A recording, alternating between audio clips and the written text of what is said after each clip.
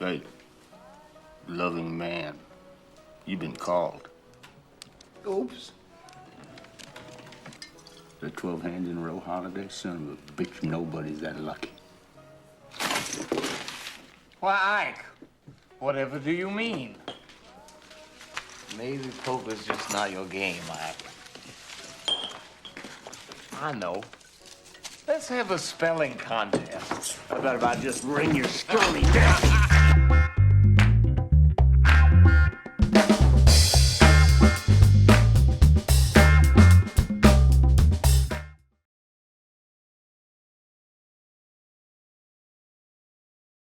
Welcome back to BakYard Poker, a channel dedicated to expanding your poker palette beyond just Texas Hold'em. I'm Ryan, your host, and this video will discuss split pot games. This is part 8 of my series on poker basics. This video will assume that you already know how to play the game of 7-card stud, so if you're new to poker, I highly recommend you view at least parts 2, 3, 5, and 6 before continuing here. Texas Hold'em players familiar with the poker hand ranks can skip part 2. I'll provide links to all my previous basic videos in the description below. So this video will discuss the concept of split pot games, betting strategies, and a sample split pot game. A split pot game allows more than one way to win a poker game. Along with the highest poker hand winning the pot, there will also be some other condition that allows a player to split the pot with the highest poker hand winner. Typically, this other condition would be a high or low suit in the hole.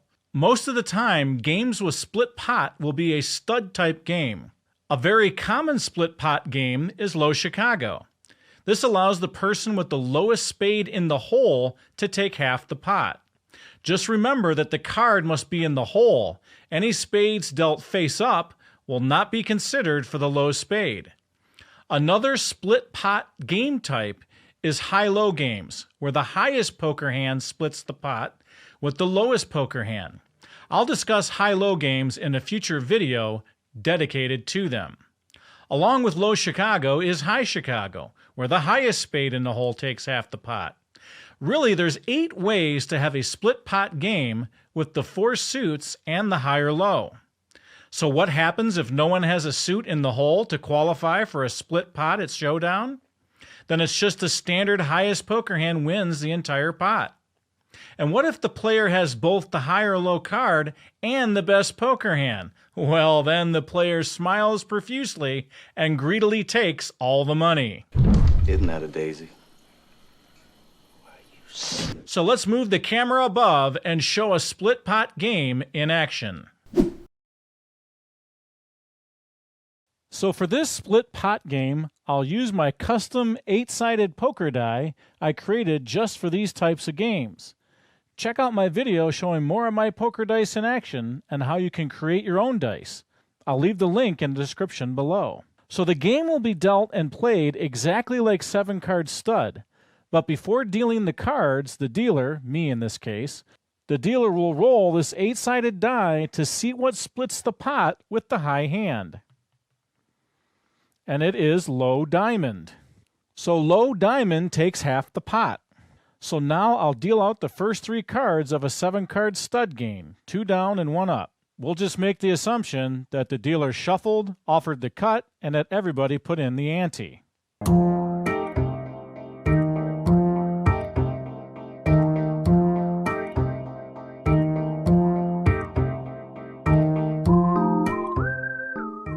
Now, normally you wouldn't see everyone else's hole cards, but we'll look at them for this demonstration.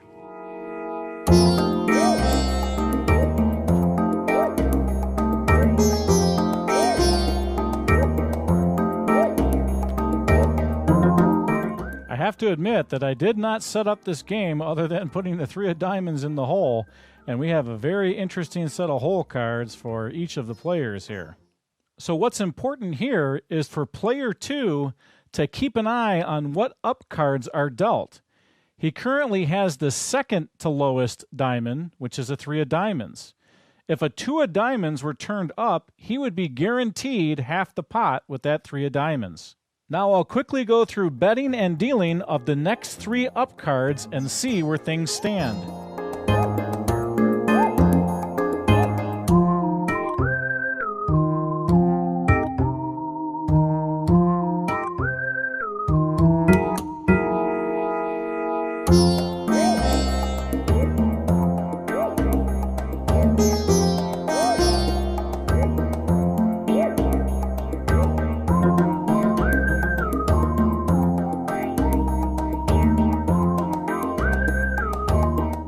Now let's flip over the cards again to see what everybody has in the hole. So we have a very interesting game so far. There's still one more card to be dealt face down. But player 1 has no diamond in the hole, but has a 2 pair, 7s over 2s. Player 2 does have a low diamond, a 3 of diamonds. And look at player 1. The 2 of diamonds has been dealt face up to player 1. That means that player 2's 3 of diamonds guarantees him a split pot. And his current poker hand is a pair of 9s. Player 3 has a diamond in the hole, but it's an 8 of diamonds, most likely not going to qualify for the low diamond. But player 3 has a pair of 8s and 4 clubs, so could possibly get a flush on the last up card. The dealer, player 4, has no diamonds in the hole and only has a pair of 4s, but possibly could get a straight if he's dealt a 5. So let's deal out the last card that would normally be dealt face down, but I'll deal it up for this demonstration.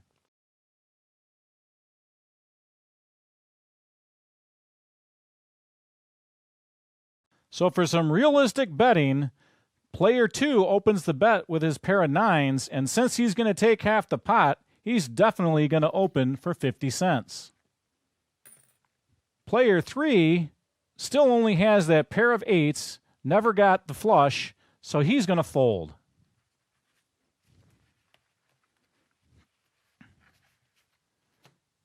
Player 4, the dealer, didn't end up getting that straight, but did get a 2 pair 4 over 3s. Player 4 decides to stay in the game and will call the 50 cents. Player 1 doesn't have a low diamond, but still has a 2 pair 7 over 2s, so he will call the bet. So now on the showdown, when everybody reveals their cards, what I didn't mention before is not only does player 2 have the low diamond with the 3, but he also has 2 pair 9s over 5s, and he will happily and greedily rake the whole pot because he has high hand and the low diamond.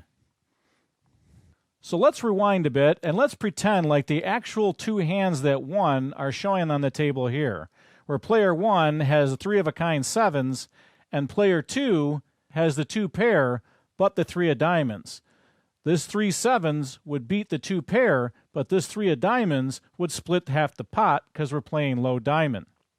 So the way that you typically would split the pot with 2 players is each would announce a certain amount and then the other one would respond to it. So let's say player 1 says $.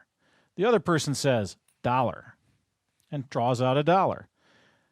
Then the other player says $, and the other player calls back $.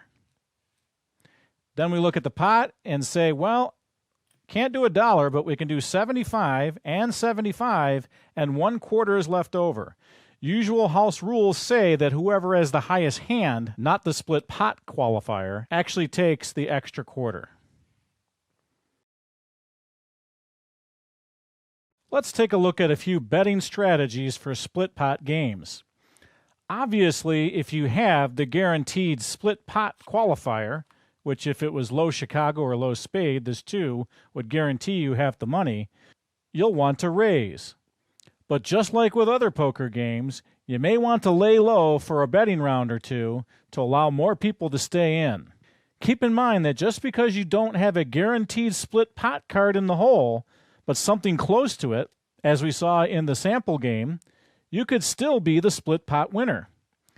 If you have 6 players in your game, that means that only a maximum of 18 cards will be dealt down in the hole. This number will be reduced if players start to fold. Up to 24 more cards will be dealt face up that could eliminate the better split pot cards and make yours the guaranteed winner.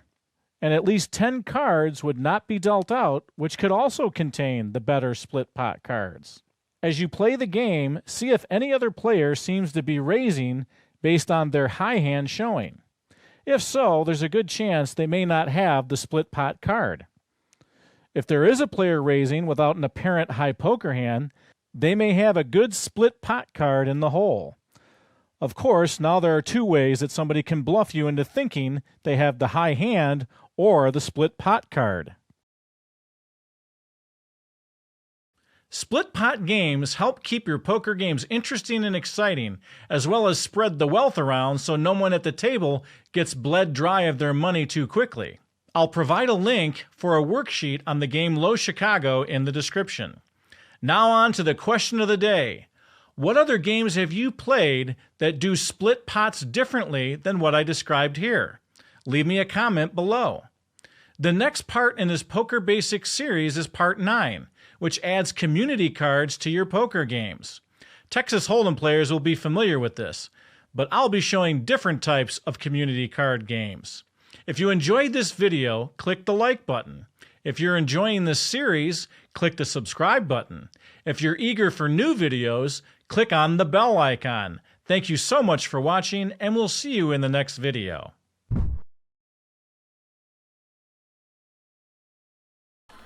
Poor ugliness. Does this mean we're not friends anymore?